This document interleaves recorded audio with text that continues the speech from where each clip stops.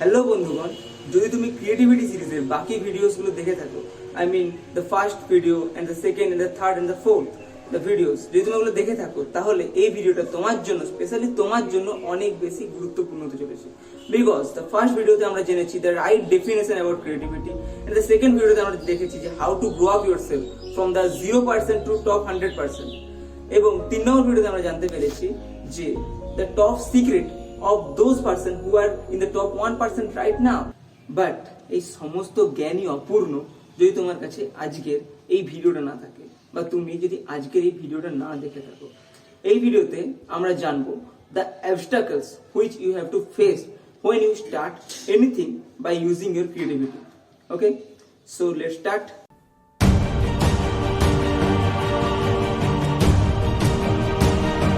তো তুমি যখন ক্রিয়েটিভিটির ওপর বা নিজের ক্রিয়েটিভিটির উপর বা নিজের ক্রিয়েশনের উপর কিছু স্টার্ট আপ করবে, তখন অ্যাট ফার্স্ট তোমাকে যেটা সবার প্রথম তোমার কাছে বাধা হিসেবে প্রতিপন্ন হবে, the first one is your parents will never support you.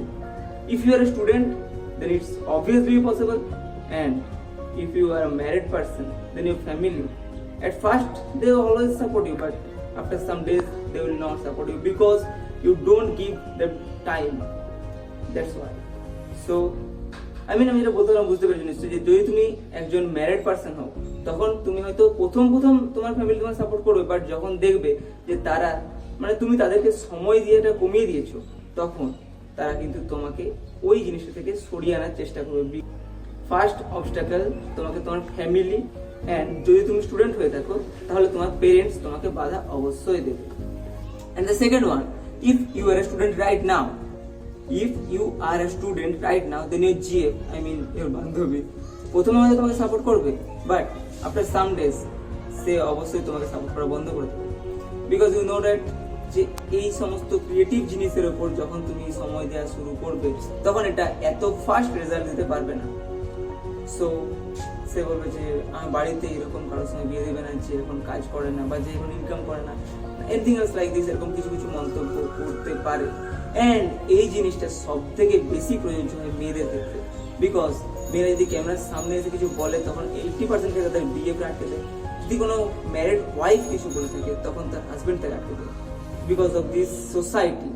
Okay, but তোমাকে কিন্তু কমপ্লিটলি শিওর হতে হবে যে তোমাকে সেই টপ 1% যেতে হবে কিনা, এন্ড এইটুকু জানতে হবে যে সেই টপ 1% যাওয়ার জন্য তোমাকে কি ফেস করতে হবে।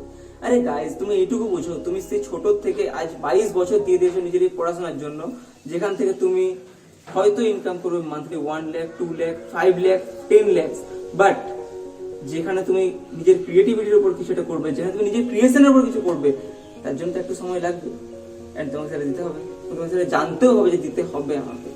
সো এই সমস্ত বাধাগুলোকে নেগলেক্ট করতে হবে।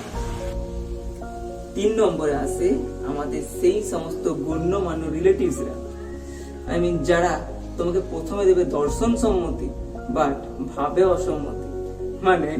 তোমাকে দেখাবে যে আমরা তোমাকে খুব সাপোর্ট করছি and you are doing a great thing, but তাদের কথাবার্তাতে তুমি বুঝতে পারবে যে তারা কিভাবে তোমাকে টোন কাটছে। অ্যাকচুয়ালি এটা কড়া বাংলা ভাষাতে বলে টোন কাটা। তো তারা কিভাবে তোমাকে টোন কাটছে সেটা তুমি খুব ভালোভাবে বুঝতে পারবে, এন্ড সেগুলো তোমার পেরেন্টসকে, তোমার ওয়াইফকে, তোমার গার্লফ্রেন্ডকে, এন্ড তোমার সারাউন্ডিংসে যে কজন থাকবে তাদের সবাইকে ডিমোটিভেট করে দেওয়ার চেষ্টা করবে। বাট তোমাকে এইটুকু জানতে হবে যে ডিমোটিভেটেড হওয়া চলবে না, তোমাকে নিজের ভিতর থেকে মোটিভেশন জাগিয়ে আনতে হবে, তবেই তুমি পারবে। সো এই হলো তোমার 3 number problem. And the last problem, যেটা সব থেকে বেশি প্রবলেম হয়ে থাকে, সেলফ ডিমোটিভেশন। অর্থাৎ যখন তুমি শুরু করলে এবং শুরু করার প্রায় 5 বছর পর্যন্ত তোমার যদি 1 টাকাও আর্নিংস না হয়, যদি তোমার ক্রিয়েটিভিটি সেরকম রিচ না পায়, যদি তুমি সেই জায়গায় নিজেতে না পারো যেখানে তুমি নিজেকে কল্পনা করেছিলে, তখন অবভিয়াসলি তোমার মধ্যে একটা ডিমোটিভেশন ক্রিয়েট হবে। But you should never be demotivated, because my dear friend, you know that তুমি কোন সেই ছোটবেলা থেকে টোটাল 22টা বছর স্পেন্ড করে দিয়েছো এই পড়াশোনার জন্য। সো তুমি নিজের একটা সাম্রাজ্য প্রতিষ্ঠা করার জন্য আর 22টা বছর দিতে পারবে না। আমি তোমাকে 22 বছর বলছি না, তুমি তো 10 বছর। ওকে, you just give 10 years and then you can find the top 1% and you will get the success.